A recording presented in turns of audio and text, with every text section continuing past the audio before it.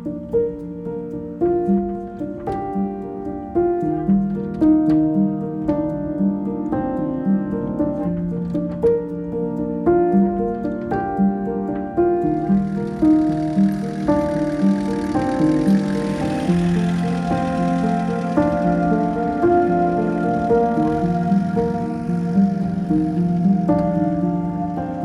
matin, on se balade dans la forêt qui a cramé. On est arrivé ici hier soir. C'est notre premier spot en Grèce. Et ça fait vraiment bizarre de voir toute cette forêt cramée. C'est sur des hectares et des hectares. C'est vraiment immense. Ça nous rappelle un peu Rhodes parce qu'on a vécu l'incendie à Rhodes il y a 3 ans maintenant, 2 ans. Ça fait froid dans le dos. Il est temps pour nous de partir de ce spot en tout cas. Et on va aller se faire un dernier pita avant de passer en Bulgarie parce qu'on va rester en Grèce peut-être 2 jours en tout. Donc là, c'est l'heure du pita. C'est le premier pita de ce retour en Grèce. Ça fait du bien, qu'est-ce que c'est bon. On reste que 2 jours ici, alors il nous fallait au moins un pita. Bon, on est en panne de diesel. Plus de diesel, en fait, on est un peu bête. Parce qu'on n'a pas de jauge à essence et du coup il fallait remettre de l'essence avec le bidon. Et d'un coup le moteur a commencé à faire un peu dérater. Et voilà, panne sèche. Donc là j'ai remis de l'essence, j'ai voulu réamorcer la pompe à diesel et ça démarre pas. Donc je vais voir s'il faut pas réamorcer les injecteurs. Allez! Allez! Non, on va niquer la batterie. Rapide explication de ce qui s'est passé. La pompe à injection ici était désamorcée. Donc j'ai voulu la purger avec cette petite vis. Sauf que du coup, l'essence arrivait jusqu'à la pompe.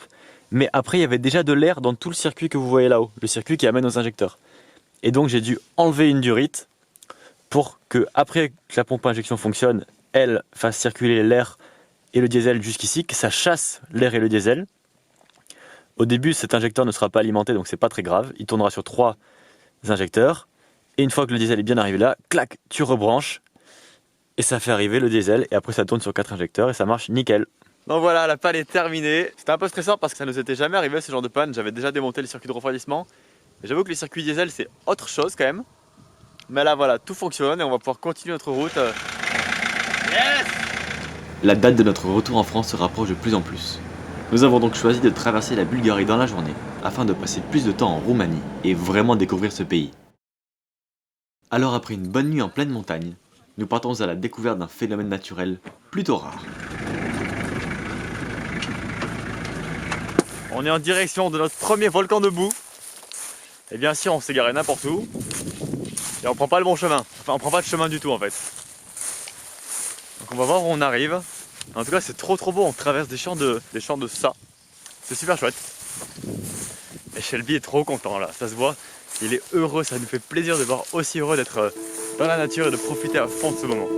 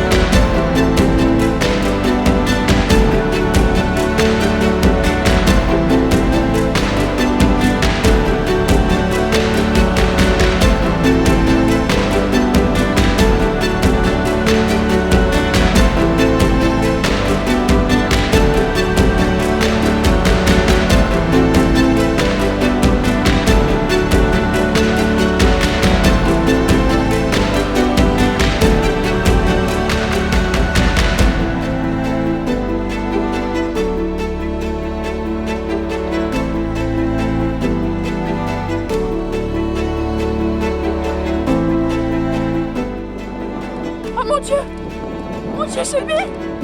Mon Dieu! Non, il est pas tombé dans le bambou. Mon Dieu! Il faut qu'il arrête. Et oui, Shelby n'est pas tombé une seule fois dans la boue, mais bien 2 fois, car il n'y voyait plus rien le pauvre. Alors ni une ni deux, après l'avoir bien essoré, nous sommes rentrés au van où nous l'avons immédiatement rincé avec notre douche. Il faut vraiment qu'on enlève la boue, sinon ça va sécher. Oh, la tête, attention la tête. Je suis désolée, bouge pas.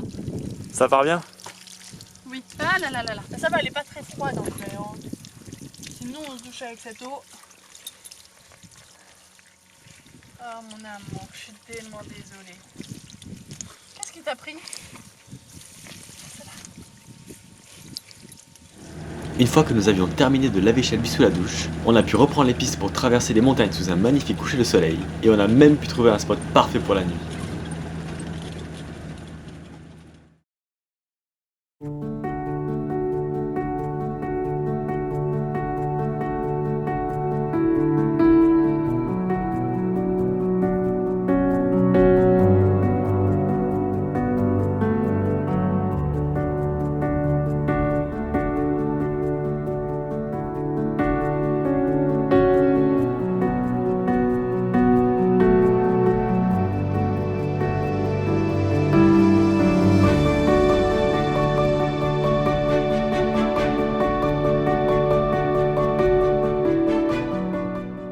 La vallée de sel, c'est très impressionnant.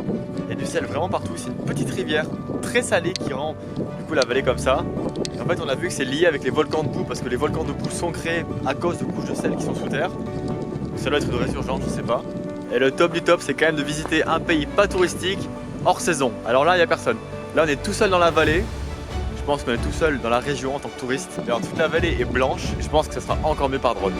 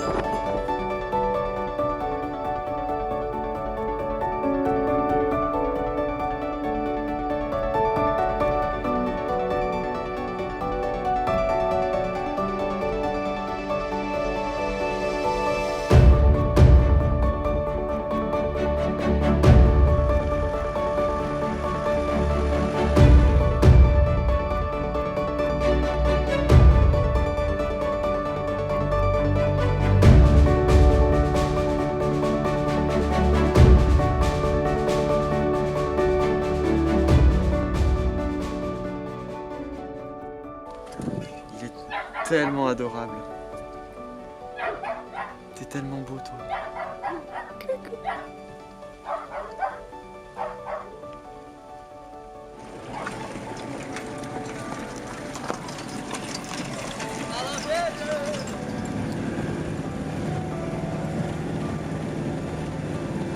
On vient de traverser plusieurs villages très pauvres où la route n'était pas encore goudronnée. Et en seulement quelques kilomètres, nous voici maintenant dans un quartier où toutes les maisons semblent flambant neuves. Et je dois avouer que ce contraste nous choque énormément.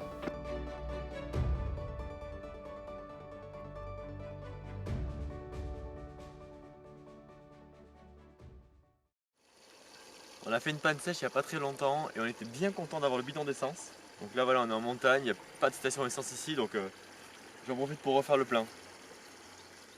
On va partir pour une rando parce qu'il fait extrêmement beau aujourd'hui. Et que l'hiver approche, donc les couleurs automnales sont magnifiques. Franchement, ça fait bizarre de remettre des pulls. On est vraiment trop surpris par la Roumanie. C'est juste incroyable. On est trop content quand Shelby peut être en liberté totale, juste avec son petit harnais, parce que bon, faut quand même pas déconner. Mais des fois c'est un peu difficile parce qu'il y a des chiens errants, donc on sait jamais si ils n'ont pas de maladie. Des fois il y a d'autres voitures, on est des fois sur des parkings, parfois on est en ville, on va visiter des églises ou des châteaux ou voilà, des musées, donc en fait on ne peut pas forcément le prendre partout. On essaye au maximum, comme tu le vois dans toutes les vidéos. Mais là, qu'ils soient en pleine nature et totalement libres, ça nous fait vraiment plaisir et à lui aussi. On se fait ramener par la gendarmerie, parce que bon, il y a 40 minutes de marche sur une route, avec un petit cappuccino, avec un petit chocolat chaud. Ils nous ont dit, ok, si tu portes le chien dans les bras. Alors je dis que c'était mon bébé. C'est un chien qui va partout, c'est un chien tout terrain.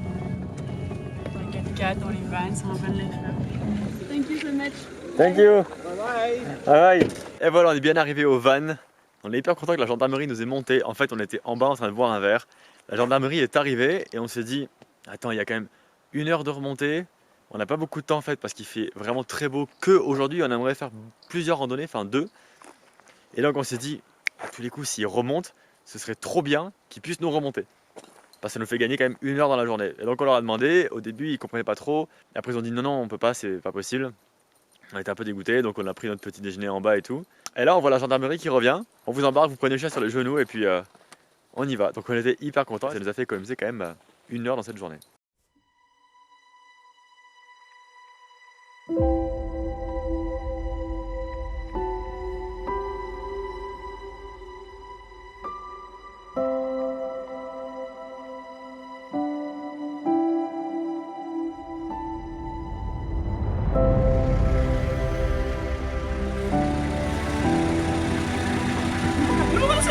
Non.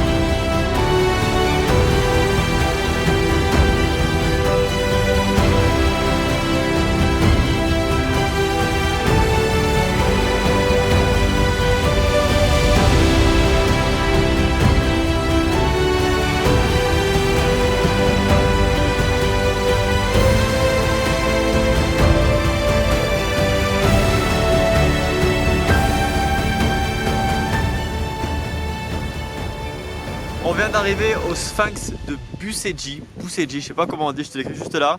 Il y a un vent de dingue. C'est une randonnée qui est très facile à faire parce qu'il y a quoi, il y a 40 minutes, 1 heure de marche pour monter. Ouais. Ça monte assez tranquille par un chemin tout plat. Il y a juste beaucoup de vent. Il y a beaucoup de vent. Prenez les parkas Ouais. et le maillot de bain en bas parce qu'il fait très chaud en bas et en haut il fait très froid. Voilà. Et nous, on a du taboulé. Non, pas du taboulé. Du quinoa. Du quinoa avec quoi d'autre? Des cornichons, avec des olives, du fromage et des raisins. Bref, on va se régaler.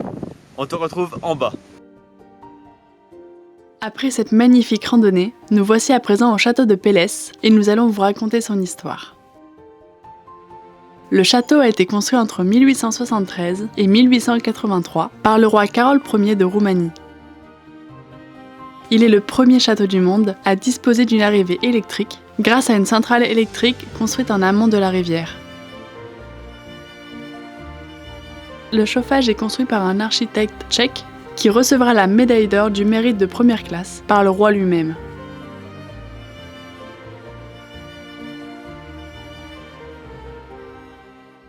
On vient de quitter la salle d'armes et là on rentre dans une nouvelle pièce. C'est magnifique, le travail du bois est juste impressionnant. Je ne sais pas comment ils étaient à fabriquer ce château, mais il y a un travail, c'est fantastique. Le château a après 100 ans, j'avoue que je suis un peu bouche bée. Le château abrite 160 pièces, toutes de taille et de style différents, mais richement décorées. Absolument rien n'est laissé au hasard, et le château possède plus de 2000 tableaux. Moi, il y a un truc qui m'impressionne vraiment dans ce château, même dans les châteaux en général, c'est les finitions. Parce qu'on sait que dans une maison, même dans notre van, les finitions, il en manque toujours une, il faut toujours refaire quelque chose. Alors qu'ici, on peut regarder n'importe où, les finitions, elles sont parfaites. Parfaitement parfaites, c'est incroyable. En 2006, l'État roumain reconnaît la propriété du château à l'ex-souverain de Roumanie, le roi Michel, qui en reprend possession. Le château de Pélès reste néanmoins ouvert au public en tant que musée. Et c'est sur cette visite que nous terminons cette belle journée.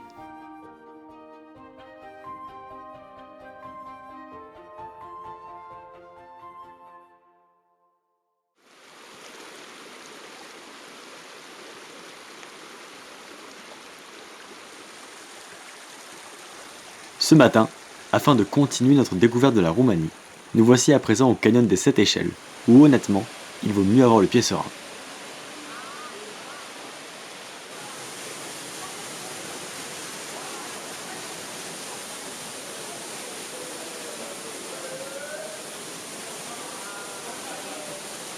On vient de passer une échelle, honnêtement faut vraiment pas tomber. C'était très très haut, je pense qu'on est dans les entre 6 et 7 mètres de haut. Ça nous rappelle notre randonnée qu'on a fait en Slovaquie. Je te mets le lien de la vidéo juste là. Et là on s'apprête à franchir la 4e échelle.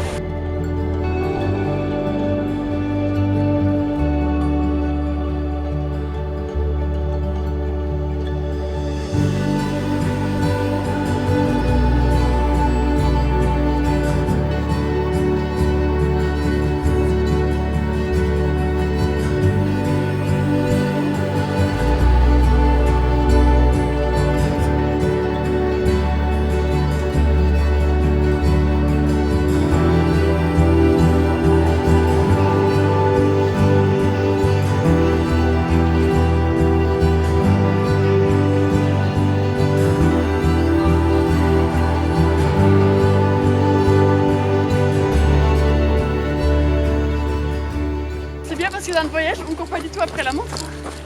Là, il faut qu'on soit à 16h, avant 16h au château de Bran. Donc ça nous fait une séance de sport en même temps. On vient de terminer les 7 échelles. C'était vraiment chouette. Je fais gaffe où je marche. C'était vraiment chouette. C'est juste à côté de Brașov. Donc si vous pouvez visiter Brașov en même temps, apparemment c'est une très belle ville. Nous, on n'aura pas le temps de la visiter aujourd'hui parce qu'on aimerait beaucoup faire le château de Bran. On est dimanche, ça ferme à 16h. Et en fait, il fait gris. Et c'est un peu le seul jour de la semaine où il fait gris, donc c'est pour ça qu'on se dit on va faire le château aujourd'hui. Parce que demain, après-demain et après-après-demain, il va faire très beau. Et donc on va vous emmener sur l'une des plus belles routes de Roumanie apparemment. Mais d'abord, on te retrouve tout à l'heure au château de Bran. On est au château. On a réussi d'aller au château, ça y est. Il y a encore pas mal de monde, mais bon, il est moins de 16h, donc on va pouvoir visiter le château. On a fini la rando à 14h30. On est arrivé ici à 15h30. Ouais. Et ça ferme à 16h. Et on s'est fait arrêter sur la route, on s'est fait contrôler et tout, enfin bref. On se fait jamais contrôler. On se fait jamais contrôler. Et là après on a le vent de face, donc on roule à 70 alors qu'on peut rouler à 90, 95, 80. Et après il y a les bouchons.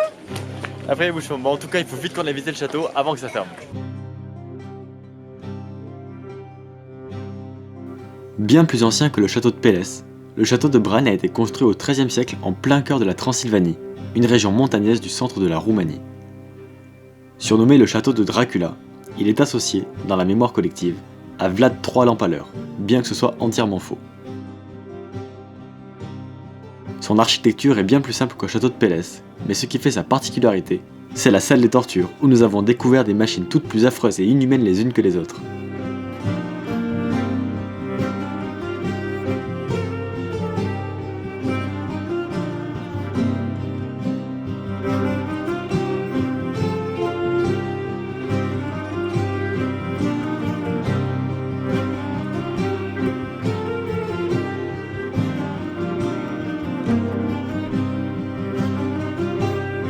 Le château a été la cible de très nombreuses attaques au fil des siècles, et a même partiellement brûlé au XIIIe et XVIIe siècle. Au Moyen-Âge, Bran était un village transylvain typique. Château princier entouré de quelques grosses maisons bourgeoises fortifiées, elles-mêmes entourées de multitudes de maisonnettes en bois. De nos jours, il est la propriété de la famille de Habsbourg, mais reste ouvert au public pour le plus grand bonheur des fans d'Halloween.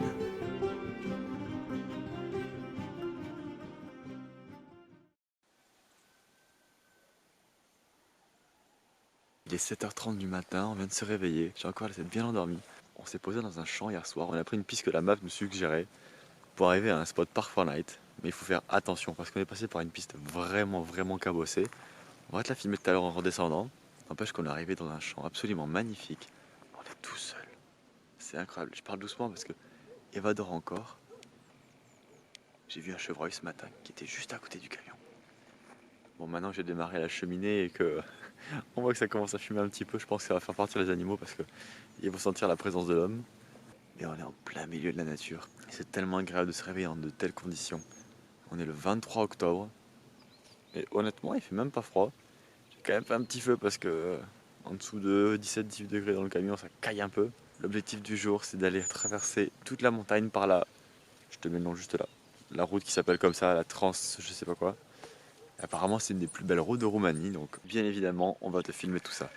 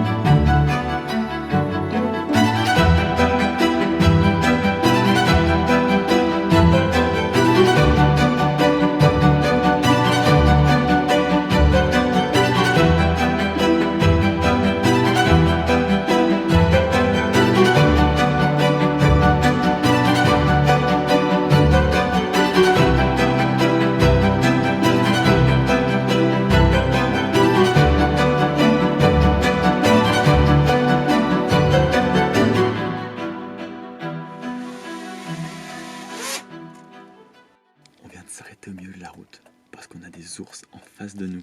Je parle tout doucement pour pas les effrayer. C'est impressionnant d'en voir en liberté dans leur état naturel. Il y a une maman et ses deux oursons. Donc on essaie de garder nos distances quand même parce que on sait jamais ce que la maman peut faire. Mais c'est génial.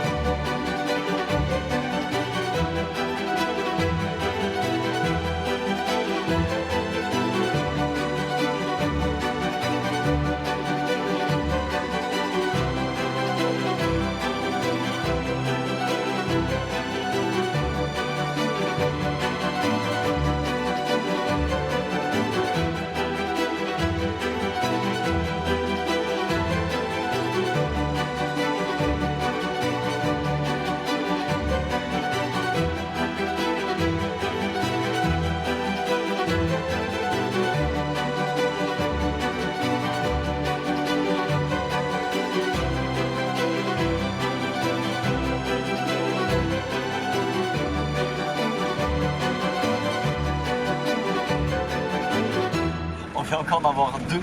Il y en a plein sur le long de la route, c'est incroyable. Pour l'instant, ça fait 5. On va voir comment ça va faire à la fin de la journée.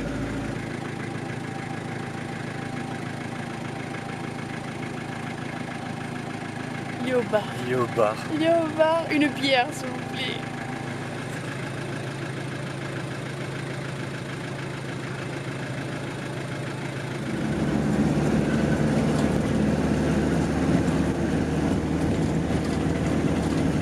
Bon, petit problème. On était sur la route 66A en Roumanie qui traverse tout un parc national. Sauf que d'un coup, la route se transforme en ça. Et là, on se rend pas trop compte, mais juste là, il y a un passage, ça passe. Je pense que ça passe avec le camion, mais c'est chaud. Après, il y a 40 km de piste pour arriver à l'autre route, s'il y a une autre route. Donc, ça fait chier. Comment le dire poliment. Là, maintenant, on doit faire un énorme détour.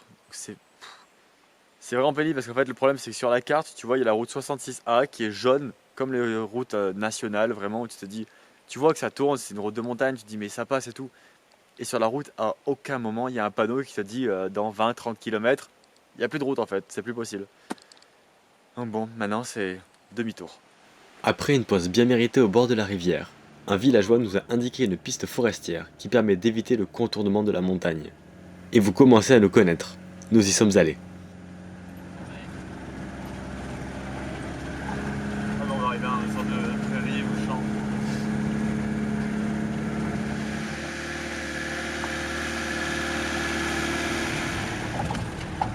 Bien, pas de plus en plus serré là. En même temps, il y a des traces de véhicules, alors ça veut dire que ça passe. Mais faut pas oublier qu'on a un J7 de Putain. 1979. Ouais, mais est-ce que là on peut encore le faire en marche arrière? Ouais. En tout cas, c'est très beau. J'aime bien la balade. C'est vraiment magnifique. Je dois vous avouer qu'on a eu des frissons à pas mal d'endroits. Mais avec de la persévérance et en évitant les trous et les cailloux, nous avons pu rejoindre la route qui nous permettra de passer en Serbie dans le prochain épisode. À la semaine prochaine!